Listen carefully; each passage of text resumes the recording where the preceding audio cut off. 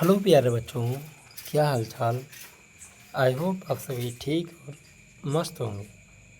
आज मैं आप सभी को अध्याय फर्स्ट रसायन अपक्रियाएं और समीकरण कक्षा 10 के लिए पाठ्य पुस्तक एनसीईआरटी को पढ़ाऊंगा। अध्याय फर्स्ट रासायनिक अपक्रियाएं और समीकरण केमिकल रिएक्शन एंड इक्वेशन। आपने दैनिक जीवन की निम्नलिखित परिस्थितियों पर ध्यान दीजिए और विचार कीजिए क्या होता है जब आप अपने दैनिक जीवन में जो भी कार्य करते हैं उन परिस्थितियों को देखिए और ध्यान दीजिए।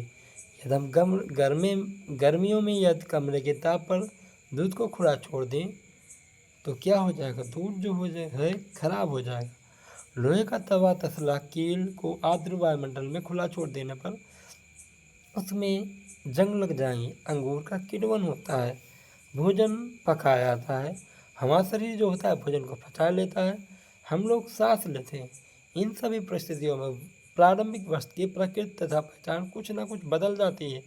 पदार्थ के भौतिक तथा रासायनिक परिवर्तनों के बारे में हम पिछली कक्षाओं में भली बात पढ़ चुके हैं। जब कोई रासायनिक परिवर्तन होता है तो हम कह सकते हैं कि रासायनिक क्रिया हुई है। आप शायद सोच रहे होंगे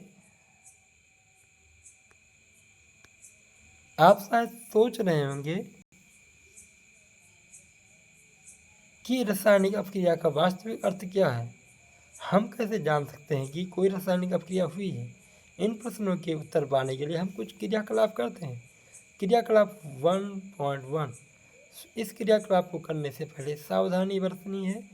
इस क्रियाकलाप में शिक्षक के सहयोग की आवश्यकता है, यानी कि टीचर की आवश्यकता है जिससे आपको असिस्ट कर सके। सुरक्षा के लिए जो छात्र हैं अपनी आंखों में चश्मा पहन लें, इससे उचित होगा। लगभग 3 से 4 सेंटीमीटर लंबे मैग्नीशियम रिबन को रेगमाल से रगड़ कर साफ कीजिए, यानी कि मैग्नीशियम रिबन को लीजिए और 3 से 4 सेंटीमीटर लंबे मैग्नीशियम रिबन को रेगमाल से रगड़ कर क्या करना है, साफ करना है। इसे चिमटे से पकड़ लेना है और स्ट्रिप लैंप को या बर्नर को इससे दहन करिए तथा इसके बनी राख को वाच ग्लास में इकट्ठा कीजिए, जैसा कि चित्र 1.1 में दिखाया गया। मैग्नीशियम रिबन का दहन करते समय इसे अपने आंखों से यथासंभव दूर रखिए। आपने परीक्षण में क्या किया, ये है मैग्नीशियम रिबन और चिमटे से पकड़ा है कोई, ठीक है, और ये बर्नर, ठीक है, ये है वाच ग्लास।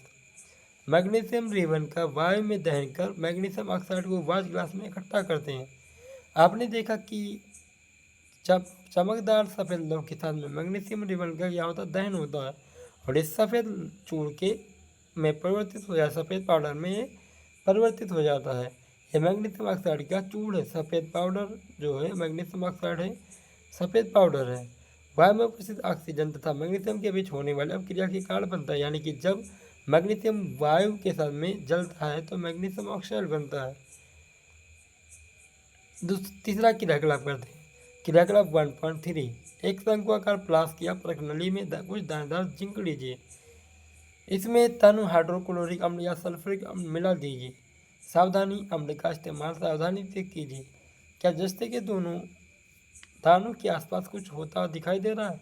शंक्वाकार फ्लास्क या प्रकनली को स्पर्श कीजिए, क्या इससे तापमान में कोई परिवर्तन हुआ है। शंक्वाकार फ्लास्क लेंगे, उसमें तन सल्फ्यूरिक अम्ल डाल देंगे और छायादार जस्ता डाल देंगे।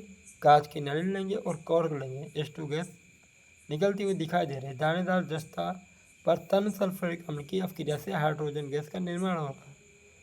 ऊपर दिए गए तीनों क्रियाकलाप के आधार पर हम कह सकते हैं कि निम्न किसी भी परीक्षण की सहायता से हम निर्धारित कर सकते हैं कि एक रासायनिक अपक्रिया हुई है। अवस्था में परिवर्तन हो रहा है, रंग में परिवर्तन हो रहा है, गैस का निकास या उत्सर्जन हो रहा है, तापमान में परिवर्तन हो रहा है। यदि हम अपने आसपास हो रहे परिवर्तन को देखें तो पाएंगे कि हमारे चारों ओर विविध प्रकार की रासायनिक अपक्रियाएं हो रही हैं। इस अध्याय में हम विभिन्न प्रकार की रासायनिक अपक्रियाएं और उनके प्रतीकात्मक निरूपण का अध्ययन करेंगे। रासायनिक समीकरण, क्रियाकलाप 1 का विवरण। जब ऑक्सीजन की उपस्थिति में मैग्नीशियम रिबन का दहन होता है तब मैग्नीशियम ऑक्साइड में परिवर्तित हो जाता है, यानी कि जब हम मैग्नीशियम को जलाते हैं तो ऑक्सीजन के साथ में क्रिया करता है तो ये क्या करता है, मैग्नीशियम ऑक्साइड बनाता है। वाक्य के रूप में किसी रासायनिक अपक्रिया का विवरण बहुत लंबा हो जाता है। इसे संक्षिप्त रूप में लिखा जा सकता है। इसे शब्द समीकरण के रूप में लिखना सबसे सरलतम विधि है। ऊपर दी गई अपक्रिया का शब्द समीकरण इस प्रकार से होगा। जब मैग्नीशियम प्लस ऑक्सीजन के साथ में दहन होगा तो मैग्नीशियम ऑक्साइड प्राप्त होगा। मैग्नीशियम के साथ में ऑक्सीजन जो है अपकारक है और जो बना हुआ पदार्थ है उत्पाद है। अपक्रिया 1.1 में मैग्नीशियम तथा ऑक्सीजन ऐसे पदार्थ हैं जिनमें रासायनिक परिवर्तन होता है, इन्हें अभिकारक कहते हैं। यानी मैग्नीशियम तथा ऑक्सीजन ऐसे पदार्थ हैं जिनमें रासायनिक परिवर्तन होता है, इसे अभिकारक कहते हैं। इस अपक्रिया से नए पदार्थ जो बनते हैं इसे मैग्नीशियम ऑक्साइड का निर्माण होता है, इसे उत्पाद कहते हैं। सब समीकरण में अपक्रियाओं के अभिकारकों के उत्पाद में परिवर्तन को उनके मध्य एक तीर का निशान लगाकर दर्शाया जाता है। अभिकारकों के बीच योग का चिन्ह लगाकर उन्हें बाईं ओर LHS दिया जाता है। इसी प्रकार उत्पादों के बीच भी योग का चिन्ह लगाकर उन्हें दाईं ओर RHS लिखा जाता है। तीर का सिरा उत्पाद की ओर होता है तथा ये अपक्रिया होने की दिशा को दर्शाता है। रासायनिक समीकरण लिखना। क्या रासायनिक समीकरण के निरूपण की इससे भी संक्षिप्त विधि है। शब्दों की जगह रासायनिक सूत्र का उपयोग करके रासायनिक समीकरण को अधिक संक्षिप्त तथा उपयोगी बनाया जा सकता है। रासायनिक समीकरण किसी रासायनिक अपक्रिया को दर्शाता है। यदि आप मैग्नीशियम ऑक्सीजन तथा मैग्नीशियम ऑक्साइड के सूत्रों का स्मरण करें, याद करें तो प्रयुक्त शब्द समीकरण इस प्रकार से प्राप्त हुआ, जैसे कि magnesium Mg plus O2 oxygen के साथ में अपक्रिया कैसे करेगी तो मैग्नीशियम ऑक्साइड प्राप्त होगा, MgO प्राप्त होगा। तीर के निशान के बाईं ओर और दाईं ओर के तत्व का परमाणु संख्या की गिनती कर उनकी तुलना करें। क्या दोनों ओर तत्वों के परमाणु की संख्या समान है? यदि हाँ तो समीकरण संतुलित है, नहीं तो समीकरण असंतुलित है, क्योंकि समीकरण संतुलित के लिए कि दोनों ओर परमाणु का बराबर नहीं है।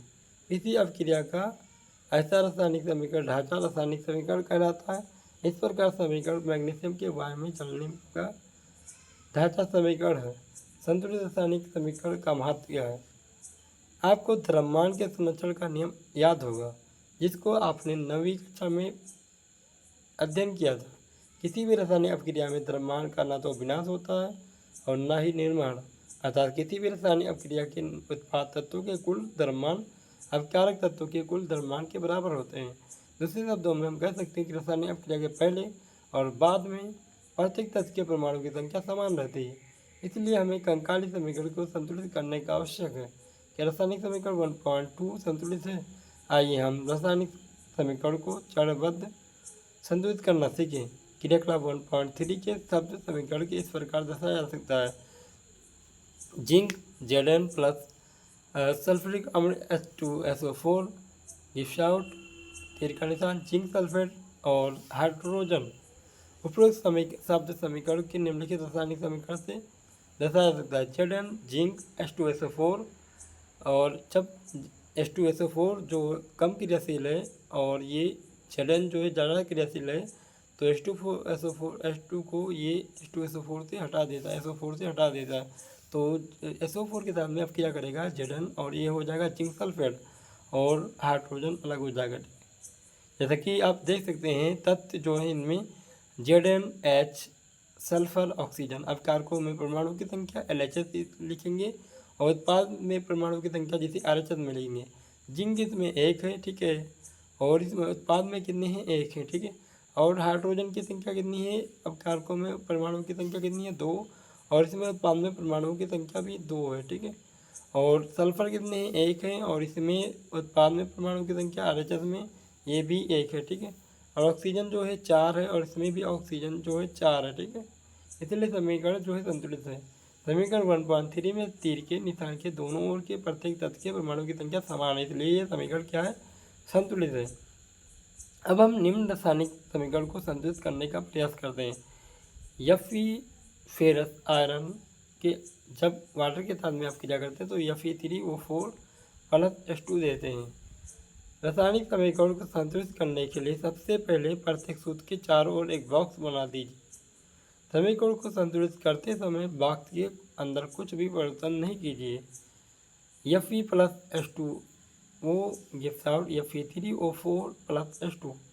असंतुलित समीकरण 1.5 में उपस्थित विभिन्न तत्वों के परमाणु की संख्या की सूची बना लीजिए। तत्व जो है इनमें आयरन है और हाइड्रोजन है, ऑक्सीजन है। अभिकारकों में परमाणु की संख्या इसमें 1 है, उत्पादों में परमाणु की संख्या इसमें 3 है। ठीक है, हाइड्रोजन में 3 है, ऑक्सीजन में 4 है उत्पादन में परमाणु की संख्या, और हाइड्रोजन में उत्पादन में परमाणु की संख्या 2 है और इधर भी 2 है। ठीक है, और इधर ऑक्सीजन कारकों में परमाणु की संख्या 1 है, इधर 4 है। ठीक है, तो सबसे पहले हम क्या करेंगे, सबसे पहले हम H2O में 4 से गुणा करेंगे। ठीक है, संतुलित करने के लिए H2O को सबसे पहले पकड़ते हैं।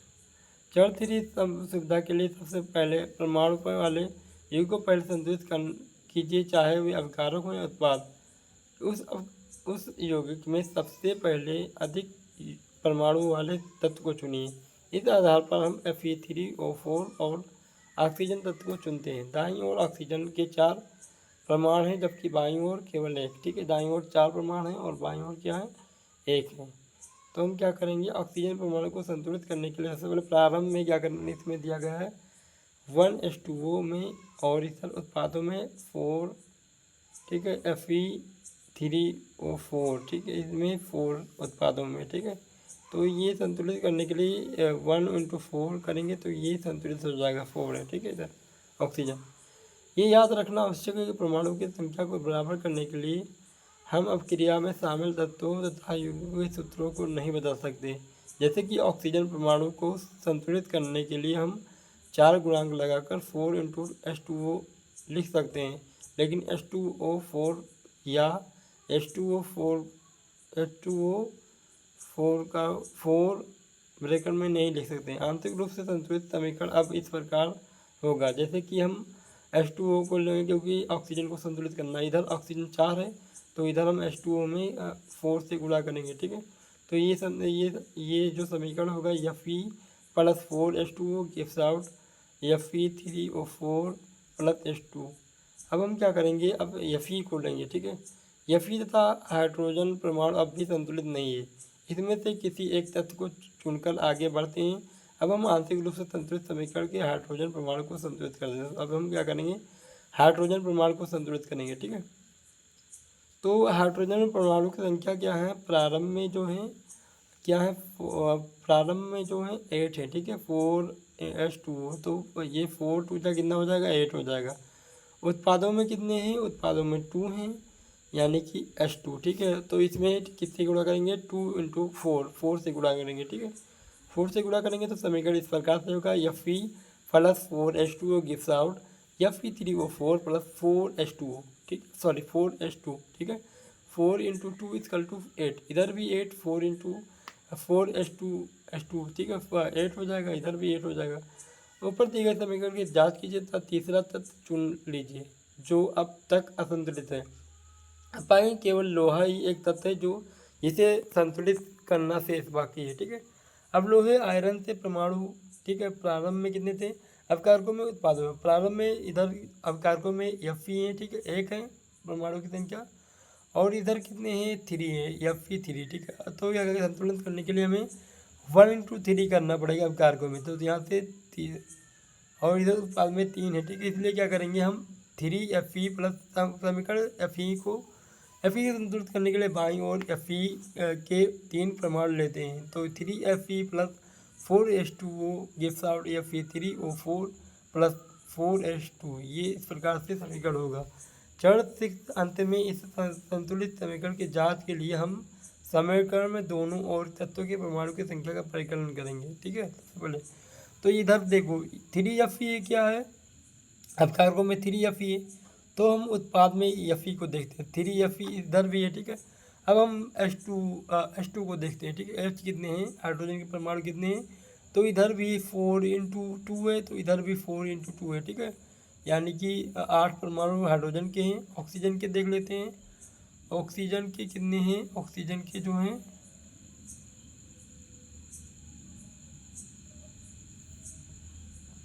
ठीक है, इधर देख सकते हैं आप,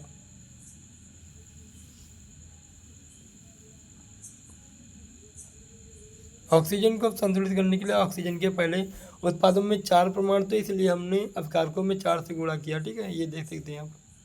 ठीक है, इधर अपकारक में। ठीक है, इस प्रकार से समीकरण होगा। अब हम ये देख सकते हैं पूरा समीकरण किस प्रकार से होगा। 3Fe + 4H2O gives out 3Fe3O4 + 4H2। ठीक है, समीकरण 1.9 में दोनों ओर तत्वों के परमाणु की संख्या बराबर है, अतः ये समीकरण अब संतुलित है। रासायनिक समीकरणों को संतुलित करने की इस विधि को हीट एंड ट्रायल विधि कहते हैं, क्योंकि सबसे छोटे पूर्णांक संख्या के गुणांक का उपयोग करके समीकरण को संतुलित करने का प्रयत्न करते हैं। ठीक है, भौतिक अवस्थाओं के संकेत को लिखना। ऊपर दिए गए संतुलित समीकरण की सावधानी से जांच कीजिए। इस प्रकार इस समीकरण से हमें अभिकारक उत्पादों की भौतिक अवस्था के बारे में ज्ञान प्राप्त होता है। इस समीकरण में भौतिक अवस्था की कोई जानकारी नहीं है। रासायनिक समीकरण को अधिक सूचनापूर्ण बनाने के लिए अभिकारक उत्पादों के रासायनिक के साथ में उनकी भौतिक अवस्था को भी दर्शाया जा सकता है। जैसे कि अभिकारक उत्पादों की गैस को हम दर्शाते हैं एल से, जो द्रव होगा। अगर जलीय में होगा तो AQ लिखेंगे एक्वस फॉर्म में। अगर ठोस अवस्थाओं को हम लिखेंगे S से, सॉलिड में। ठीक है, दर्शाया जाता है। अभिकारक उत्पाद जब जल में घोल के रूप में हो तो उसे एक्वस में लिखते हैं, जलीय। ठीक है, जैसे कि इधर देख सकते हैं आप 3Fe जो कि सॉलिड है, 4H2O जो कि गैस में है। जब ये क्रिया करेगा तो Fe3O4 जो कि सॉलिड में है, और 4H2 जो कि गैस में है। ठीक है, ध्यान दीजिए कि समीकरण 1.10 में जो जल के साथ में गैस चिन्ह का उपयोग किया गया है, ये दर्शाता है कि अब क्रिया में जल का उपयोग भाप के रूप में किया गया है। ठीक है, प्रायः रासायनिक समीकरण में भौतिक अवस्था को शामिल नहीं किया जाता है जब तक कि आवश्यक न हो। कभी कभी अपक्रिया की परिस्थितियों जैसे कि ताप, दाब, उत्प्रेरक आदि को भी तीर के निशान के ऊपर या नीचे दर्शाया जाता है। जैसे कि CO जो कि गैस है प्लस 2H2 गैस है, 340 एटमॉस्फेरिक, तो क्या हो जाएगा 3CH3OH जो कि लिक्विड में। ठीक है, अब हम क्या देते हैं CO2 एक्वस फॉर्म में है, 12H2O जो कि पानी है। ठीक है, सूर्य का प्रकाश क्लोरोफिल C6H12O6 एक्वस फॉर्म में है, और प्लस 6O2 एक्वस फॉर्म में प्लस 6H2O लीटर। ठीक है, कार्बन डाइऑक्साइड जब जल के साथ में क्रिया करेगा सूर्य के प्रकाश की उपस्थिति में क्लोरोफिल के साथ में, तो ये ग्लूकोज बनाएगा, C6H12O6 बनाएगा जो कि एक्वस फॉर्म में बनेगा, और C6O2 जो कि एक्वस फॉर्म में बनेगा, और 6H2O जो कि लिक्विड में होगा। ठीक है, अब हम कल से पढ़ेंगे रासायनिक अपक्रियाओं के प्रकार नेक्स्ट पार्ट में। ठीक है, थैंक यू सो मच, मिलते हैं नेक्स्ट वीडियो में। ओके।